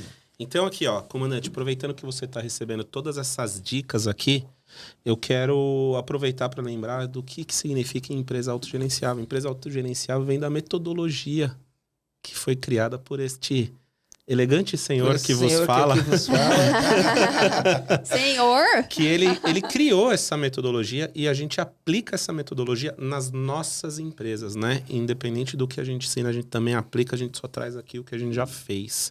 Então, com esse método aqui, pessoal, a gente já impactou a vida de mais de 6 mil empresários em mais de 200 segmentos diferentes. E a gente ajudou com que essas empresas saíssem do caos. Então, na descrição desse episódio aqui, você vai encontrar um link. Então, vou convidar você. Clica lá. O que acontece, Marcelo? Ele vai ter acesso ao quê? Se você clicar aqui no link, você vai receber um diagnóstico da tua empresa que vai dar para você clareza de onde você quer chegar com sua empresa. Vai te mostrar quais os obstáculos te impedem de chegar lá. Vai te mostrar quais as oportunidades escondidas uma vez que você remove os obstáculos e a gente garante que você vai sair de lá energizado. E é lógico que depois de fazer esse diagnóstico, através de uma sessão estratégica que a gente faz com o pessoal do nosso time, a gente vai te fazer uma oferta e se a gente apertar a mão e fizer negócio, a gente vai acompanhar você durante 12 meses para acabar com o caos na tua empresa e fazer com que você tenha uma equipe autogerenciável. O que é uma equipe autogerenciável? Uma empresa autogerenciável. O próprio nome diz, né? Tem gestão, né? Autogerenciável. Não é uma empresa que roda sozinha, que funciona sozinha. É uma empresa que tem gestão, né? O diferente disso, uma empresa que roda sozinha, que o dono nem precisa aparecer lá, é autonegligenciável. Ou seja, você está negligenciando a sua empresa, né? Então, o autogerenciável vem de gestão. Legal? Muito bem. Bora voltar para o bate-papo? Bora. Olha só. Eu queria falar de alguns pontos. Então, um dos pontos que eu queria falar aqui foi de atendimento ao cliente. Então, eu me lembro que lá atrás, quando a gente começou a ter esse problema nesse serviço que a gente começou a fazer, a gente contratou muitos treinamentos de atendimento ao cliente, né? E é lógico que numa época em que a internet não era do jeito que era, não existia universidade corporativa, não existia curso online, não existia nada disso. A gente está falando de 2006, eram treinamentos presenciais. Não tinha nada online, era tudo presencial. Era tudo presencial. Então, era caro, era custoso, tinha que parar o time o tempo inteiro, né? E hoje as metodologias de treinamento são muito mais acessíveis, muito mais fáceis. A pessoa consome no tempo dela, microlearning, né? Pequenos conteúdos onde pode aprender. Então, eu queria falar, dentro do Instituto Cliente Feliz, o que o Instituto Cliente Feliz faz, né, e como que aplica uma metodologia para treinar os funcionários, para o time ser bem atendido. Essa é uma das perguntas. Eu coloquei aqui uma outra coisa, que eu coloquei assim, tem uma coisa que me deixa nervoso toda vez que eu preciso resolver um problema. E muitas vezes eu vou resolver o problema e a pessoa que está atendendo não tem capacidade de resolver o meu problema. E aí a pessoa vira para mim e pergunta assim, eu posso te ajudar em mais alguma coisa? Essa pergunta me tira do sério. Mas não me ajudou nem na primeira. Mas você não me ajudou em nada ainda, Não resolveu nada. Você não me resolveu em nada. O que é mais alguma coisa se você até agora não resolveu nada? Porque a impressão que dá é que você já me resolveu um problema e quer me resolver mais um. Mas você não resolveu nenhum. Eu só quero que você me resolva esse problema. Então, essa pergunta me deixa louco. Posso te ajudar em mais alguma coisa? Não me pergunte isso, né? Tem uma outra que o pessoal odeia também, que os clientes odeiam, esse é o procedimento da empresa. Os clientes não suportam. E aí tem formas de você também dizer sobre o procedimento da empresa, mas sem dizer exatamente, né? Dessa forma. Sabe que uma vez eu perdi a linha, né? E aí a atendente que estava me atendendo numa empresa muito conceituada aí, eu falei, você não tem vergonha de chegar na sua casa e falar pra sua mãe que você trabalha aqui, não? Para dar essa resposta que você tá dando para mim, né? Eu já fiz isso também. E às vezes ela tem mesmo, né? O atendente, na verdade, assim, né? A gente lida bastante com esse público. São pessoas que estão contratadas para fazer um trabalho que está roteirizado, tem script e tem regra para ela seguir. E não tem a menor preocupação com o cliente, não, na verdade. Né? E muitas vezes ela não... Se ela querer resolver o seu problema, ela é punida. Porque ela está passando da alçada dela para tentar resolver um problema. Então, tudo depende da gestão, né? Da empresa. Quais são as alçadas que ela dá para o atendente? No fim, ele que é o para-raio. Porque a gente solta toda a nossa carga lá para o atendente. Ele também tem que ser preparado para isso. Mas, quando a gente vai olhar por dentro... nem sempre ele é o alvo. Uma dificuldade que a gente teve, né? É legal a gente falar das dificuldades para as pessoas entenderem que a gente já quebrou a cara. Muitas vezes, né? Então, por exemplo, eu estava falando até por isso eu falei de treinamento, né? O que um bom treinamento engloba. Então, imagina o seguinte, a gente faz liberação de sinistro. Cara, se a palavra é sinistro, significa que ou o cara foi roubado, ou o cara bateu o carro e deu PT. A gente não sabe se morreu alguém, a gente não sabe quanto tempo demorou o processo, a gente não sabe se ele está esperando fazer... Mas quando chega na gente, já aconteceu um monte de coisa. E pode ser que ao chegar na gente, o cliente já chegue possesso antes mesmo de ter qualquer tipo de relacionamento com a gente. Ele chega possesso. E ele chegar possesso, o time tem que saber atender esse cara, tem que fazer gestão emocional, porque tem gente que é grossa. Eu já fui grosso. Ligando para resolver problema, eu já fui grosso. Tem que ter gestão emocional do time, tem que ter jogo de cintura. Às vezes a pessoa do time chega lá depois de um atendimento e fala para a pessoa, cara, relaxa, vai embora, foi pesado, deixa, amanhã a gente faz. Enfim, eu tive algumas experiências com isso, né? Já tive experiência de no final do dia de calor, num atendimento de varejo, um dia de calor, que o funcionário ficou lá, o pedido atrasado, gente reclamando, não sei o quê, só problema, e debaixo daquele calor todo, eu olhar para o funcionário e falar, cara, hoje foi pesado, né? Queria pedir desculpa em nome da empresa para você, porque a gente tem que lidar com o nosso fator humano, até para ter a gestão emocional, porque, né, as coisas acontecem. Então, eu queria entender sobre o treinamento, não só de como atender bem, mas como fazer a gestão emocional do funcionário, porque quem lida na frente, dependendo do serviço, se o serviço for muito crítico, O funcionário tem que ter essa gestão emocional. Eu queria falar, você falou dos indicadores, eu quero falar dos planos de ação. Qual que é o plano de ação através do indicador? A gente tem essa política na empresa. A gente faz o NPS, quando o NPS está num número que não é a zona de excelência, né? Dependendo do que a gente está fazendo, a gente está numa zona de qualidade e a gente faz plano de ação para chegar na zona de excelência. Então, a gente está sempre fazendo os planos de ação. Queria saber assim, o que tem que ter num plano de ação, né? E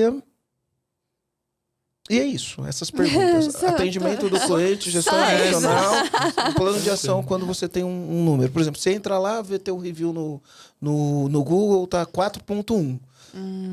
Qual o plano de ação, né?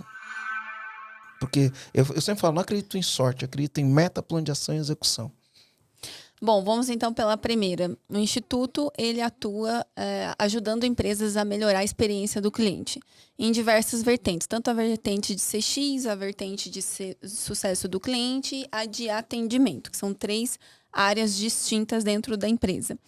E dentro do Instituto, nós temos uma frente educacional, temos a frente de consultoria, mas também temos a frente educacional.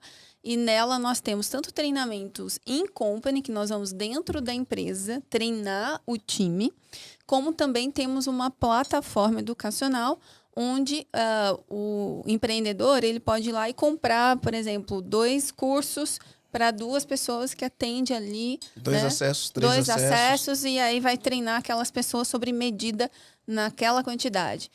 Quais cursos que nós temos hoje? Basicamente são para sucesso do cliente.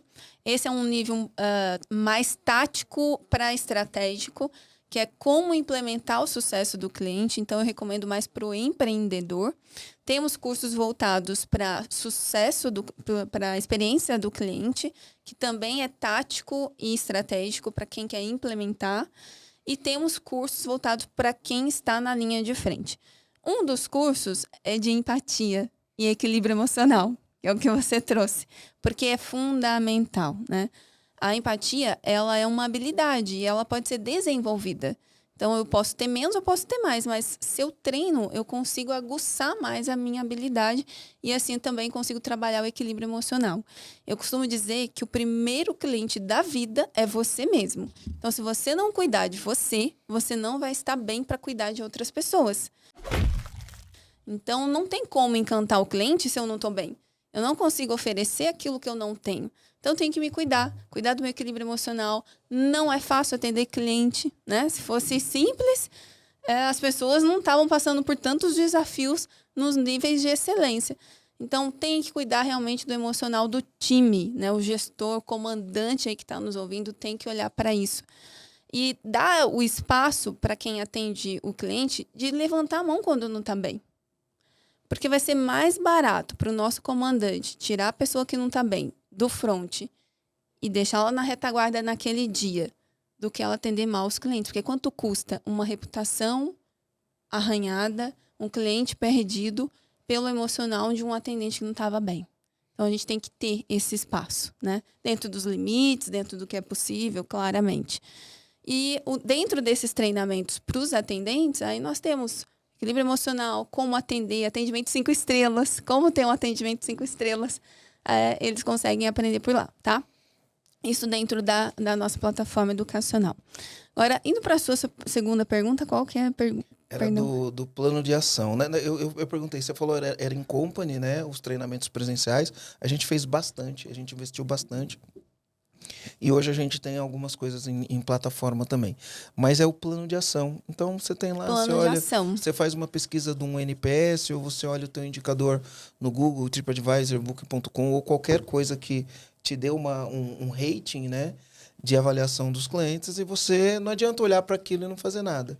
Plano de ação. O que é um bom plano de ação quando o foco é no atendimento ao cliente? Porque um bom plano de ação vai fazer você aumentar o que a gente chama de LTV, que é o Lifetime Value, que, em outras palavras, significa o que vai aumentar o valor que aquele cliente gasta com você enquanto ele é teu cliente. Enquanto mais tempo, enquanto ele é cliente, né? Então, você tem que alongar este valor e o tempo que ele continua gastando com você. E é lógico que isso daí vai impactar no lucro. O que é um bom plano de ação, pensando em Opa, eu tenho que manter o LTV dos meus clientes, né? Eu tenho que manter o tempo que esse cliente fica comigo, gasta comigo, fazer ele gastar mais dinheiro comigo. O que um bom plano de ação precisa ter? Olha, um bom plano de ação para uma pesquisa de NPS, uma pesquisa de satisfação ou qualquer um, né, dos canais que geram a avaliação do cliente, a primeira coisa é você ter uma organização para a coleta dessas informações e condensá-las num único lugar. Porque às vezes fica assim, o cliente avaliou lá, né, deu uma estrelinha, vamos lá ver. O cliente fez uma reclamação no Reclame Aqui, vamos lá ver. E fica tudo muito solto. Então, a gente precisa separar aquilo que é para resolver com o cliente, a gente resolve rapidamente. Depois, a gente junta tudo isso, né, num painel, num board, qualquer sistema de gestão que esse empresário utiliza. Pode ser até um painel no Miro, né, vai no Excel. Vai no Excel. Né, relaciona lá no Excel. Quais foram todos os momentos, os rates, quais foram as avaliações, quais foram os comentários que os clientes fizeram. Depois você vai agrupando por afinidades. Vários clientes estão falando do universo de boleto. Ou é boleto atrasado, ou não conseguiu, ou universo boleto. O outro universo aqui é atraso na entrega. Então, você vai agrupando por macros. Faz Pareto? Não necessariamente. Esse é um trabalho muito pente fino de você ir analisando detalhe por detalhe dos comentários. Porque se você vai muito no Pareto na hora de fazer a clusterização, você pode perder informações. Aí, na hora que você tem a classificação dos principais macros, aí sim você tem que ir naquilo que mais está reclamando, né? 20% do que representa ali é o que mais está impactando, vamos atacar nele primeiro.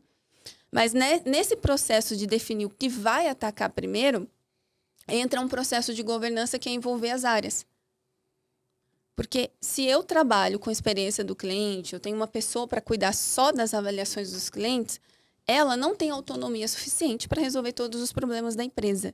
Então, a nota do NPS, a avaliação do cliente, não é dela, é da empresa. Então, os líderes das áreas, eles precisam ter uma reunião que tenha uma governança dessa reunião para definir quais são as implementações que nós vamos fazer, com base nos últimos feedbacks dos clientes. Aí eu não tenho uma quantidade de líderes ainda suficientes para decidir isso dentro da empresa. Posso juntar o meu próprio time. Gente, estamos recebendo muita reclamação aqui, vamos olhar do que nós estamos recebendo. E vamos priorizar o que é mais dor, né? O que está doendo mais, o que impacta mais na relação com o cliente ali. Nas empresas, a gente chama esse processo de socializar com os líderes de comitê de clientes, né? Que você cria um comitê dentro da empresa com representantes de várias áreas e essas pessoas se encarregam de levar as ações que precisam as suas áreas darem sequência. Então, vamos supor, o Marcelo é do financeiro. Então, a demanda que tem aqui do financeiro, o Marcelo já se encarrega nessa reunião de dar sequência. Na próxima reunião que tiver do comitê de clientes, o Marcelo tem que dar essa devolutiva. Como ficou aquela ação que ele ficou de implementar do financeiro. Exemplo. Tá? E assim, você tira o esforço da pessoa que está cuidando das avaliações de ir porta a porta das áreas para buscar a solução daqueles pontos que estão no NPS. Então, o plano de ação não é dela, é da empresa. Legal. A parte do comitê, da governança, eu gostei bastante, né? Cria um comitê, comitê do cliente, vamos analisar os indicadores. E os líderes gostam, porque se torna mais colaborativo, eles têm poder de decisão, né? Você envolve as pessoas. É diferente de eu chegar e falar assim, Marcelo, você tem que resolver tal coisa porque o cliente está reclamando. Você pode ter...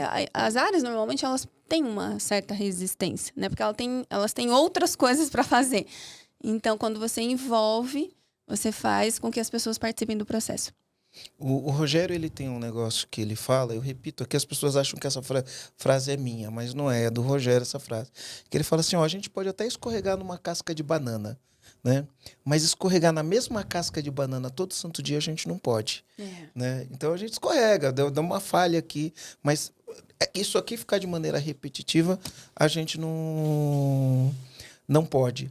Né? Então, muitas vezes as empresas estão errando porque estão escorregando Você tem muitas evidências de que está acontecendo um problema, ninguém assume a responsabilidade de toda a empresa, mas ninguém assume a responsabilidade e o problema se perpetua, né? E a marca fica com a imagem corrompida, com os valores corrompidos. Então, essa ideia do comitê é importante. A melhor coisa é começar a condensar os dados. Porque uma coisa é falar, um cliente reclamou disso. Um cliente falou disso, né? Quanto? Aí você pega aquilo como pura verdade e não entende direito o que realmente aquilo significa. Contra dados não há, né, argumentos, como já se diz. Então, condense os dados. Vai ter mais força, inclusive, para poder fazer as mudanças necessárias. Foi bom você falar isso. A gente já tomou decisões baseado nisso. A pessoa chega e fala assim, os clientes estão reclamando de tal coisa. Aí você ouve no plural, os clientes estão reclamando, você generaliza e fala, aí você toma uma decisão. Aí quando você vai ver, não são os clientes. Foi um único cliente que reclamou, com base numa reclamação de um único cliente. Aí entra naquele negócio que você disse, né?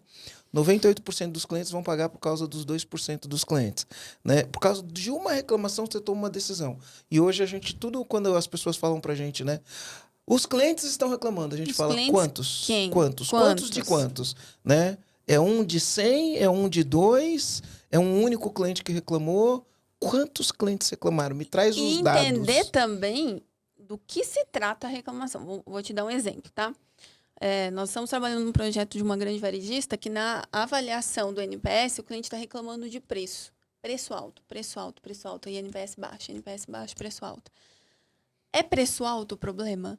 Talvez não seja. É percepção de valor, talvez. Então, a gente também tem que decodificar muitos comentários que os clientes fazem ali. Por isso que essa análise, né, de uma maneira mais agrupada, vai dando mais robustez para essa avaliação e o plano de ação ele ser mais assertivo. Porque senão a gente gasta maior tempo, dinheiro, para implementar uma coisa que está falando que o cliente está reclamando e não vai surtir efeito nenhum. Legal.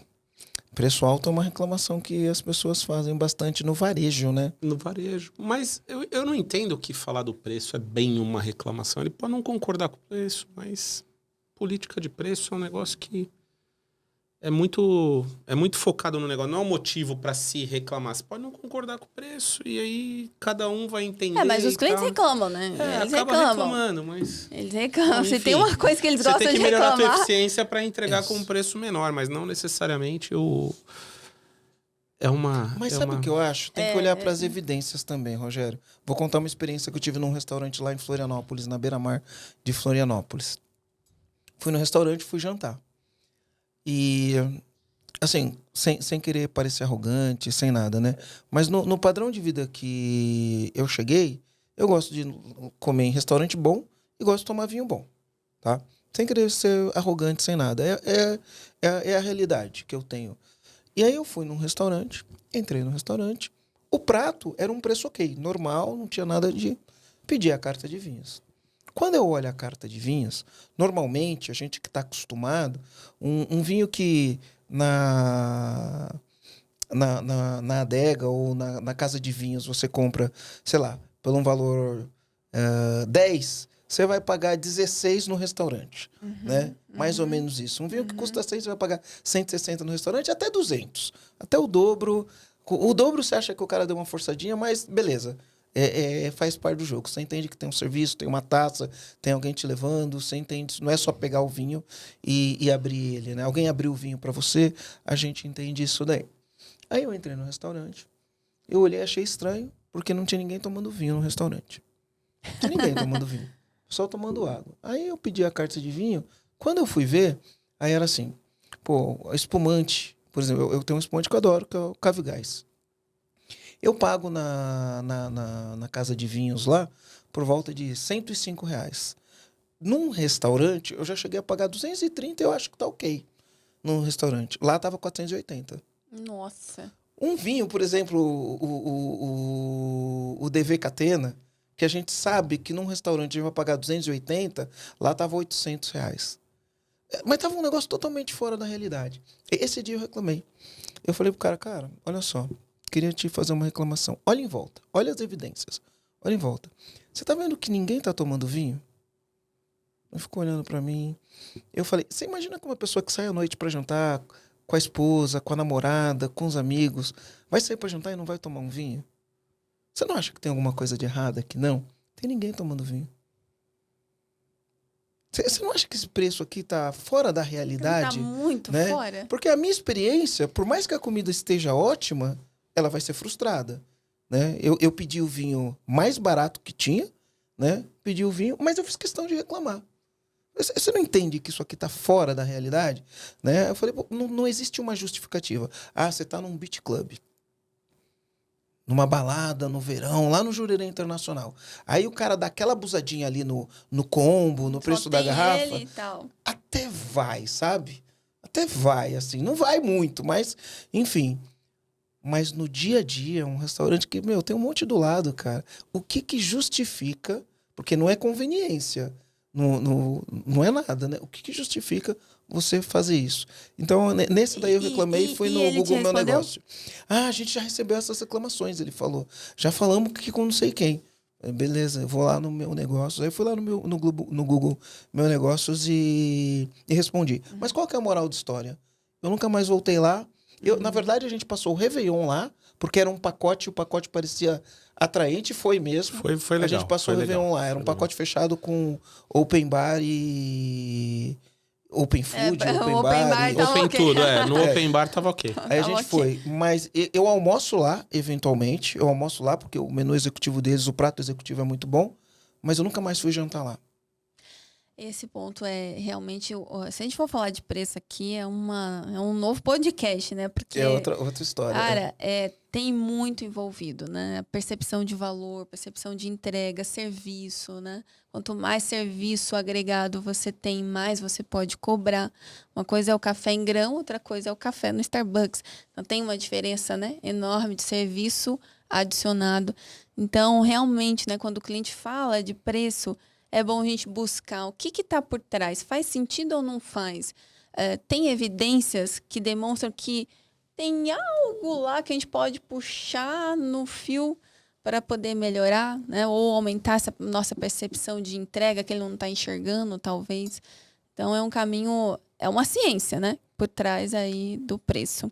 Mas eu te perguntei da resposta dele, que eu fiquei curiosa, porque... uma coisa que eu sempre falo é as empresas elas precisam ensinar os colaboradores a receber o feedback. Essa é uma sacada, hein, comandante? Essa é muito importante. Porque dependendo da forma como o atendente ou quem está ali com o cliente reage ao feedback dele, ele nunca mais fala. Se esse garçom tivesse sido... duro com você na resposta, arrogante, falado, não, é porque o preço tá certo, alguma coisa assim. Você fala, me dispus a dar a minha visão, minha opinião e não aceitar. Não sei se é esse o meu lugar, se é aqui que eu quero estar, né? Eu me lembro que uma vez eu fui numa cafeteria e aí eu pedi um cappuccino e tal, e aí tava frio, eu falei, eu quero tomar um cappuccino quente, né? E aí quando eu dei o primeiro golinho ali, senti que tava morninho, bem morninho, quase frio. Eu olhei a fila e falei, nossa, não vou pedir outro, porque vai demorar muito para sair. Tomei, frio mesmo. Antes de eu ir embora, eu fui lá no balcão e falei, meninas, posso dar um feedback para vocês? Eu trabalho com isso, né? Eu tenho que falar. Falei, olha, o meu cappuccino, ele tava quase frio. Então, tô passando para vocês, porque talvez vocês estão servindo essa galera. Porque eu pensei assim, essa galera que tá pedindo café, se todos eles chegarem frio, esse pessoal não volta mais aqui nessa cafeteria. Então, eu dei esse feedback para eles que eles pudessem ajustar o processo. A mulher virou para mim e falou assim, eu não tenho nada que fazer, porque essa é a temperatura da máquina. Eu falei, tá bom. Legal. Tá bom, então. Obrigada. Eu também não tenho nada o que fazer. Vou gastar meu dinheiro em outro lugar. Sim, quem manda no meu dinheiro sou eu, né? É isso aí. Então, isso é uma informação sutil, mas que os nossos comandantes precisam orientar, né, o seu time. Como recebe o feedback? Tava frio, puxa, muito obrigada por você ter me falado. Vamos dar uma olhada para isso da próxima vez. Se o cliente tem razão, se não tem, se a máquina estava correta, se não estava, você não precisa discutir isso com o cliente, né? E foi um pouco do que essa pessoa fez, meio o caminho do meio que ele fez aí, né? Mas ele não entrou na discussão com você. Ele soube ele recebeu, ele recebeu o feedback. Muito legal. Eu nem sei se os caras mudaram o preço da carta de vinhos, não né? Tem lá, mas, enfim, nem sei se eles mudaram. Mas ele recebeu o feedback, né? E no final do dia, eu acho que as coisas tudo se reúne. A gente tem uma frase nossa que a gente fala assim, quanto maior o teu sonho, mais importante seu time. Quanto maior o seu sonho, mais importante seu time. Então, acho que tudo se resume em você criar isso na cultura, treinar o time. E eu falo, o nível de satisfação do seu cliente, ele é diretamente proporcional à qualidade do seu pior funcionário. Você vai nivelar a satisfação do seu cliente, não pelo melhor funcionário que você tem, é pelo pior funcionário. É isso que vai nivelar. É profundo isso. Não é? Não é forte isso daí? Real. Dolorido de ouvir, inclusive. Dolorido. A satisfação do teu cliente, ela é relacionada à qualidade do seu pior funcionário. Diretamente proporcional. E o sucesso do cliente, que foi o tema que a gente puxou aqui no início, ele não é para quem quer ser mediano. É para quem quer alcançar, quem quer sair do 7. É quem quer alcançar o 10 com o cliente. Então, as pessoas que vão estar envolvidas no sucesso do cliente, ela não pode se conformar com o 7. Ela não pode se conformar com o cliente falando assim, tá bom. Não. Ela tem que buscar o 10. Ela tem que buscar, nossa, eu amei, eu adorei que você me ligou. Que fantástico esse e-mail que você me enviou. Ela tem que buscar esse nível, né? Nem sempre a gente consegue ser excelente o tempo inteiro, mas é nesse lugar que a gente tem que mirar. Independente do quão sensível é o serviço, né? Então, por exemplo... quando eu vou num lugar, vou numa cidade que eu não conheço, vou procurar alguma coisa, estou falando de turismo, né? Ou um restaurante, ou uma loja, ou, sei lá, uma cafeteria, ou algum lugar, eu sempre vou no Google e olho a nota. Para mim, 4.6 já começa a olhar torto. Tem que ser 4.7 para cima. Para mim. 4.6, por que eu falo isso? Né? Como a gente trabalha também com os clientes, a gente sabe. Para você jogar a tua nota para baixo, não é uma nota ruim que vai jogar a tua nota para baixo. É a média. Da mesma maneira que se tua nota estiver ruim, não é uma nota 5 que vai jogar a tua nota para cima. Então, você tem que ter muito trabalho. E para você ter, pensando que normalmente, tem muita gente que vai lá e dá um 5 direto, né? Para você ter uma nota ali para baixo de 4.6 é que você teve muita nota ruim. Então eu já olho torto. A mesma coisa, eu vou olhar um hotel. Quando eu vou olhar um hotel, se eu for olhar no Booking.com, eu vou olhar ali, cara, se não for de 8,5 para cima... Não dá. Não dá. Ainda mais hotel. Só com uma exceção. Cara, tá muito caro, ó, isso aqui é nota 9, mas tá muito caro, tá fora da realidade. E aí a gente vai num custo-benefício. Mas assim, eu sou muito sensível à nota. Sou muito sensível a esse review. Por isso que eu queria trazer esse lance de falar, cuida do time, cuida das pessoas que tá atendendo, a atenção tá nos detalhes, olha pro cliente, cliente no centro, cliente na ponta, cliente de ponta a ponta, do jeito que você quiser chamar. Mas faça isso ser cultura. E esse ponto das estrelinhas, né, que você tocou muito nesse assunto das estrelinhas do Google, ou nos sites de review, o que é importante para o nosso comandante? Ter uma presença ali respondendo às demandas, né? Porque pior que ter uma nota com menos de 5 estrelinhas é não ter as respostas. Porque quando é menos que 5, você vai lá dar uma olhada no que as pessoas estão reclamando. Se só tem reclamação e não tem resposta da empresa, fala, nem responder eles respondem. Então, vai lá, dá uma atenção, responde. Mas eu vou responder o que para essa pessoa? Responde pedindo desculpas, e que você vai olhar. Se não tem nada, né, para fazer nesse caso, porque na maior parte das vezes tem alguma coisa ainda para resolver com o cliente. Mas se não tem, só pede desculpa, fala que obrigada pelo seu feedback, vamos estar sempre buscando aqui, através da opinião dos nossos clientes, melhorar, agradece, mas nunca deixar sem resposta, porque os clientes estão muito atentos a isso. Tá chegando. Tá chegando. A gente vai ter que ir pro final agora. Essa é ruim, né? Agora tinha tanta coisa aqui. Mas a gente nem terminou de falar do CS. A gente nem falou do painel, do dashboard, né? Pois eu acho que dá para fazer outro podcast. Eu acho que dá para fazer. Se esse podcast aqui, o comandante compartilhar, comentar e dar like pra gente aqui... Se ele der muito compartilhado, a gente faz faz um segundo podcast para falar de outros detalhes do atendimento aqui. Mas aqui, eu vou fazer uma pergunta pra Gisele poder finalizar aqui. Para você deixar um último conselho para aquele comandante que ainda não está convencido que CS é importante. Aí nós vamos fazer o nosso ritual de comandos aqui. Eu queria mostrar a capa do teu livro para você falar um pouquinho depois. Passar o serviço aqui. Olha aqui, ó. Prefácio de Luiz Helena Trajano. Luiz Helena Trajano. Cliente feliz dá lucro. Para quem tá vendo no YouTube, vai conseguir ver a imagem aqui. E para quem não tá vendo aqui, ó, Gisele Paula, cliente feliz dá lucro, com o prefácio de Luísa Trajano, editora Bus. É isso aí. Muito Vamos lá. Então, para o cliente que ainda não está convencido de que CS é uma área importante, de que tem que fazer isso, de que cuidar do sucesso do cliente dá lucro, qual que é a última dica que você vai dar para esse comandante? Eu queria trazer 3 dados bem interessantes, relevantes para nós aqui, né, estatísticos. Tem 3 dados de pesquisa. Um é de que empresas que investem na experiência do cliente, elas aumentam a sua receita em 5 vezes mais. Esse é o primeiro dado. Experiência do cliente como um todo, né? Desde quando ele pensa em comprar até o momento que ele vai recomprar. Empresas que investem numa estratégia de sucesso do cliente, de ajudar esse cliente a ter êxito, elas conseguem reter em 37% mais os clientes que iriam embora. Os clientes que iriam embora ia ser o quê? Perda, né? Se você consegue reter 37%, essa perda vira resultado. Vira lucro. E 38%, além delas perderem menos clientes, 38% de aumento de receita em empresas que investem no sucesso do cliente.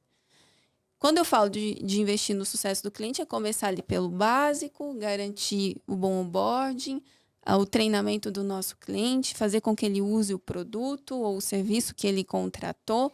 Não achar que é lucro ele não usar o que ele comprou. Não, ele tem que usar. Você tem que ser inconformado dele não estar usando o produto que ele comprou, né? Incentivá-lo a usar. Dar manutenção nesse cliente, não esquecer dele depois que ele comprou, né? Tem gente que só liga na hora que tem que comprar de novo. Não, mantenha esse relacionamento aquecido com o seu cliente, que é isso que vai garantir a próxima compra. Então, a frase que eu digo para a gente resumir aqui é: o pós-venda é o início da próxima venda. Se você cuida dessa esteira, do início ao fim, você tem o seu cliente garantido para a próxima compra. Excelente. Pós-venda, né? A gente hoje fala CSX, mas na época era pós-venda. E depois veio o marketing de relacionamento. Né? Então, voltando às origens, viu, Marcelo? Voltando às origens, é isso. É o arroz com feijão bem feito, bem né? Feito, bem temperadinho, dá tudo certo. É isso. Gisele, olha só, a gente tem um ritual aqui para finalizar o podcast que a gente pede um comando. O que é um comando? É tipo uma sacada que veio na sua cabeça durante o processo, que a gente estava batendo papo aqui, e você quer deixar aqui uma sacada. Então é um comando.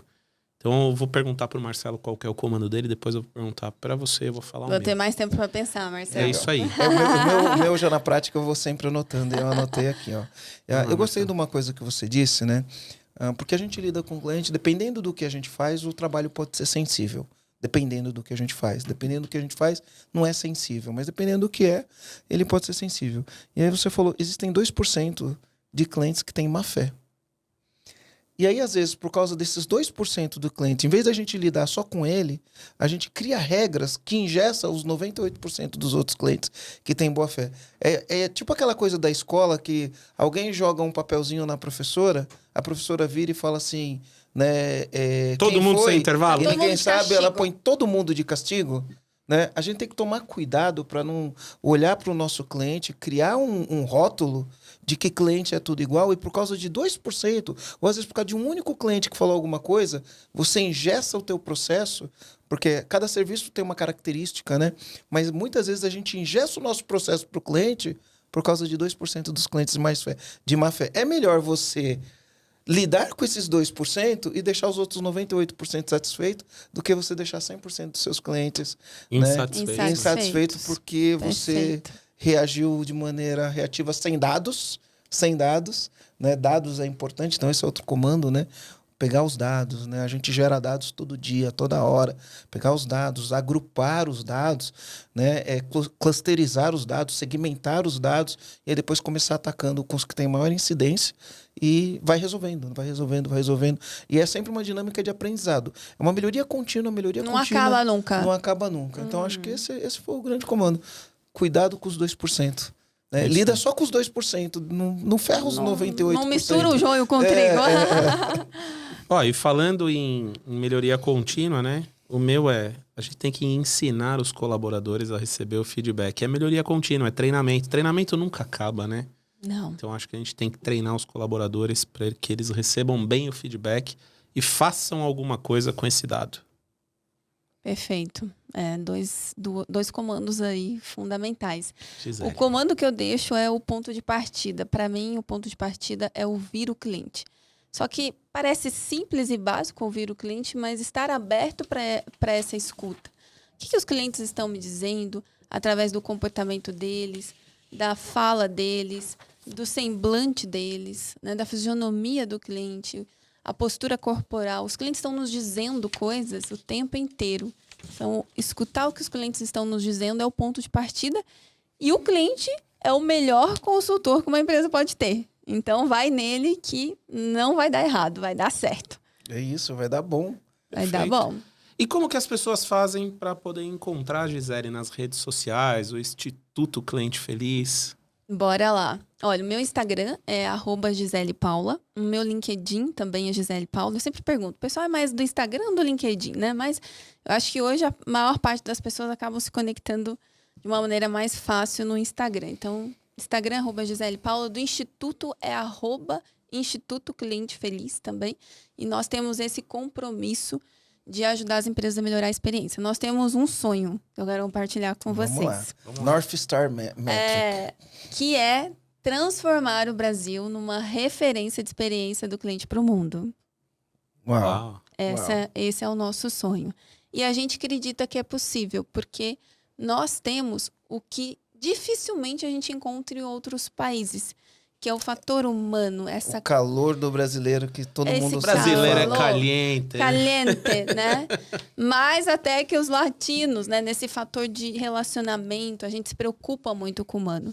E se a gente juntar isso com gestão, processo, a gente consegue chegar lá. Que legal. Que legal. E para você, comandante, se você gostou desse conteúdo aqui, se esse conteúdo te ajudou de alguma forma, eu vou pedir para você dar um like pra gente, dá uma moral pra gente, curte, compartilha aqui com amigos, com outros empresários, para que eles também possam ter acesso a esses conteúdos e a gente saber que a gente tá no caminho certo do que você quer ouvir, de quem você quer conhecer aqui e de que tipo de tema você tá curtindo, que a gente traga aqui para essa mesa com esse elegante senhor aqui. Senhor? Eu sou jovem, Rô. Eu tenho muita experiência em ser jovem. Eu sou jovem há tanto tempo, cara. Que eu tenho muita experiência em ser jovem. Então é isso aí. Agradecer, Gisele, sua participação. Obrigado, Gisele. Foi maravilhoso. Foi incrível. Valeu, Rogério. É nóis. Aí, comandante. Valeu. Valeu.